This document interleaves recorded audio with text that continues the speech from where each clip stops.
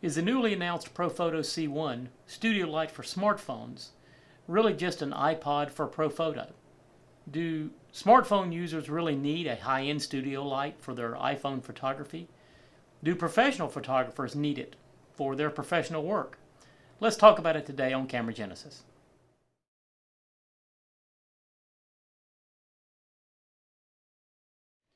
Recently, Profoto released the C1 and the C1 Plus. They're calling them studio lights for smartphones. Do professional photographers need a small studio light like this? Will smartphone users actually buy them and use them for smartphone photography and smartphone video?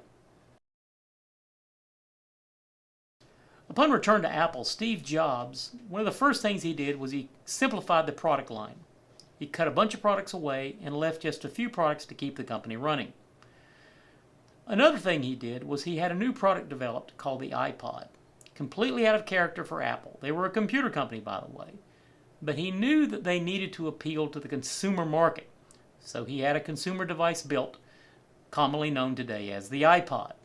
But we all know it was a huge success. Back in the day, people didn't think it was going to be a big success. They thought they might be betting the company on a product that already existed in the market by other companies. But Steve Jobs knew that Apple could make it better and make it a product that the consumers actually wanted. Remember the motto, 1,000 songs in your pocket. He changed the way people thought about music players of the day, MP3 players, and made it something that people actually wanted. When Steve Jobs stood on stage and announced the iPhone, all the pundits, all the critics, all the reporters, everyone in the tech industry said that it was a terrible idea. It was a great product. Everyone loved the look of the product, the features the product was going to have. But they all said it was going to kill Apple. What did Apple know about the smartphone market? They didn't know anything. They'd never built a phone. They didn't know anything about the mobile industry or the infighting or the politics or any of that stuff. So, Apple's ignored all of it and built a phone anyways. Well, we all know what happened. Everyone was wrong. Apple was right. People stood in line for days to get an iPhone. So it was a huge hit. So we know how that went. Was it really a bad idea? Extra Normal, a little computer animation company, made these cartoons about people who wanted iPhones regardless of the reason. At the time, Android had come out and was making phones, and they were arguably better on paper. They had better specs, the screens were slightly better, more memory, faster. It didn't matter. Users still wanted an iPhone. Logic made no sense. They wanted an iPhone. So people would say, but this phone is better, this phone has these features, all these things, and the response from the user was, but is it an iPhone? It wasn't an iPhone, so they didn't want it. It didn't matter the features of the product, of the phone itself, the Android or the iPhone. It just needed to be an iPhone. That's the only reason they wanted it. It was an aspirational device, more than a logical decision. Profoto products are the same way. They are built better. They have better support. There's a lot of reasons people like Profoto. But on paper, there are other products, there are other lighting products that are arguably as good, if not better. But it's not Profoto. Users like Macs, Apple computers, because there's a saying in the Mac world, it just works. When you turn it on, it's going to work. When you want to connect to a printer, it prints. You don't have to fight with it. You don't have to deal with DLL configuration drivers, any of these things you had to deal with in the PC days.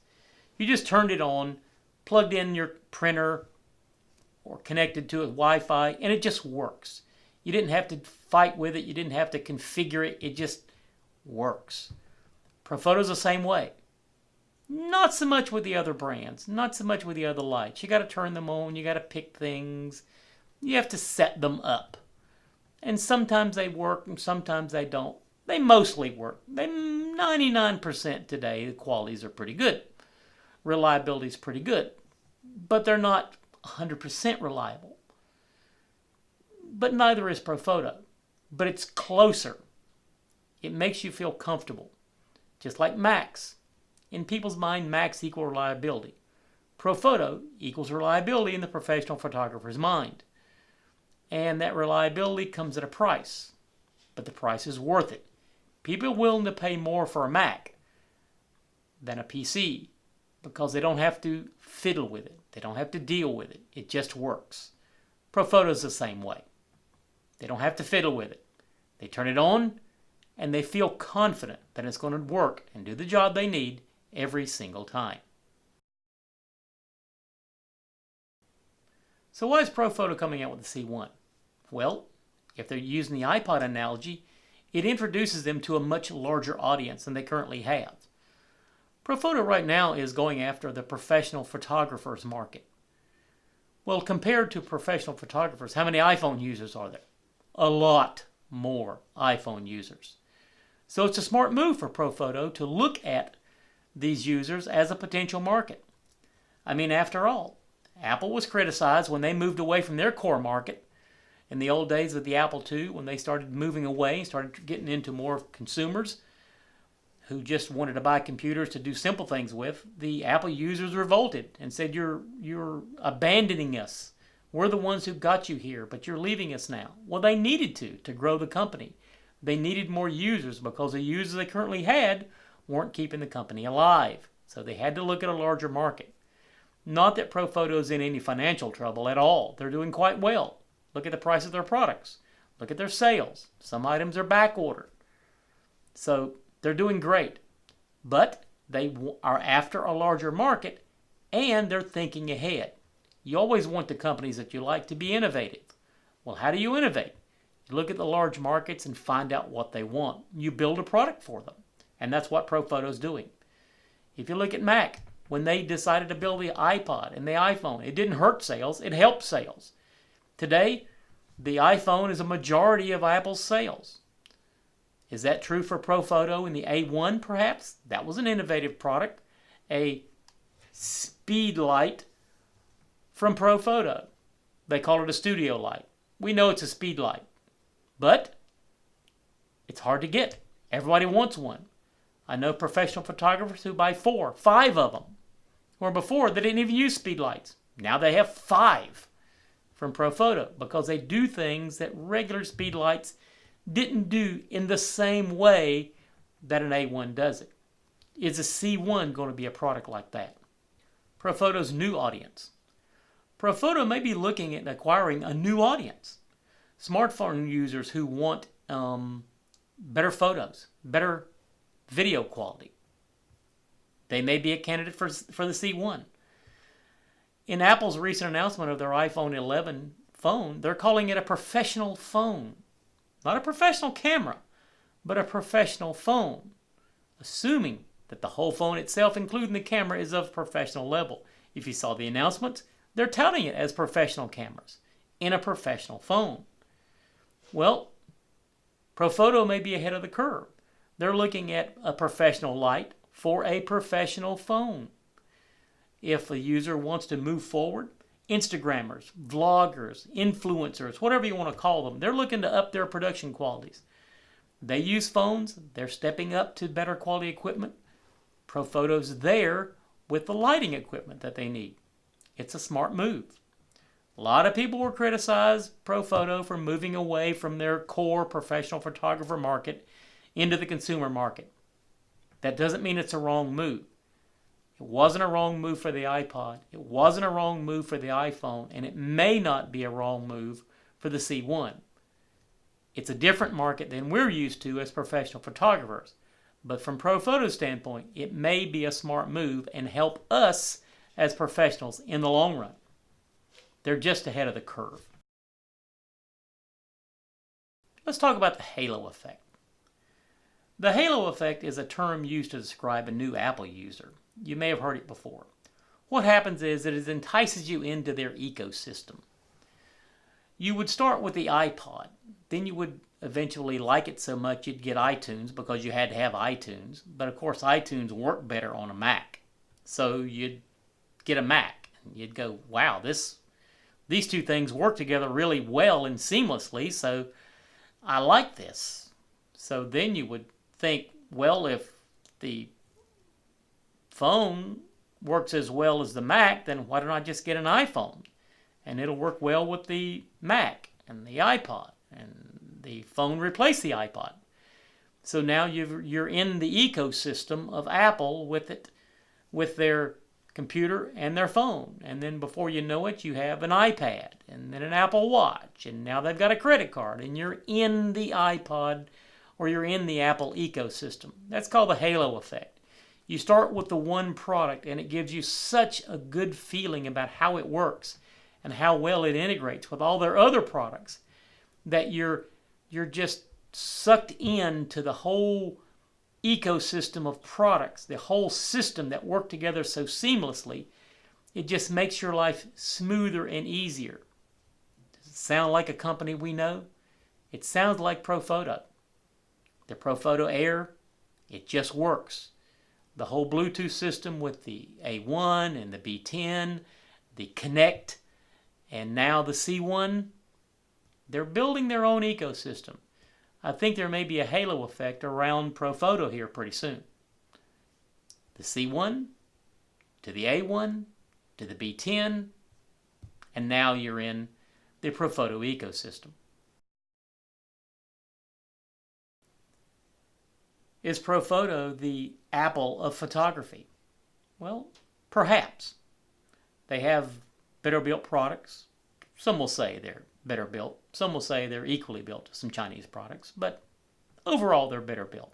You'll hear stories of people breaking their Profoto products, but yet the products are still working, even though they've fallen over and they're dented and smashed, but for some reason they still work. Apple products are the same way. The service. Well, obviously, Profoto can afford to have better service than a Chinese knockoff that's basically so inexpensive you can buy a couple of them and use them as spares. One breaks, throw it away, and just use another one. It's cheap enough. But because of the high price of a Profoto product, you can afford to send it back, and they'll repair it. I've heard cases where for a low cost, they've replaced the entire unit. And there's actually people to speak to. Not so much when you buy a Chinese knockoff. Haven't heard of Yongnuo or Godox having anyone to speak to. Maybe they do. Maybe they don't. I don't know. I've used a few of their products, but I've never been able to speak to anyone. Maybe someone could tell me if they have, but I haven't. Innovation is something that Profoto likes to do. Well, they can innovate based on current tech as long as it's still profitable. Yes, there may be more advanced technology out there, but remember, Profoto is a company. They need to be profitable. So they can put as much tech into the system as they can afford to do so and sell the product at a profit. Because they need to stay in business and they need profit to do the research and development for new products like the C1, like the A1, like the B10, like the B10 Plus. High prices that they're charging us affords them to, or makes it possible for them to do the research and development needed to bring us new products. And besides, the Chinese need new ideas to come from somewhere. They're innovating, but not at the same rate as some of the other companies. In summary, is the C1 a smart move for Profoto? Probably. It's innovative. It's certainly thinking ahead of the other companies. To date, I haven't heard anyone trying to build any professional products for a smartphone user because they don't consider smartphone users professional users or professional photographers or professional videographers. Yet we all know if we look at YouTube that there are plenty of people that are doing professional work with a phone. We may not like it because we're DSLR users, we're mirrorless users, we're whatever users, but there are people doing professional level work with phones. So this may be a smart move for Profoto with the C1. It creates a halo effect for Profoto to get people into the ecosystem so that they can move on to bigger products when the need arises. It certainly introduces them to a larger customer base. There are many, many more iPhone users, and eventually the system will be built for Android. from what I understand. There are many more of those than there are professional DSLR users, professional mirrorless users, or professional photographers and video users combined. Probably more people have a phone in one city than the entire worldwide use of DSLRs and professional video users. They're also the first one to market with a product like this, so that makes them innovative. We'll see what happens with the product. I have a feeling it's going to be a hit, but at this point, I'm not exactly sure why. That's just a few of our thoughts about the C1 and the C1 Plus that were announced today. We hope you enjoy this. If you have any comments, please leave them below. Please reach out to us. We'll have some more content for you coming soon. We hope you enjoyed it. See you later.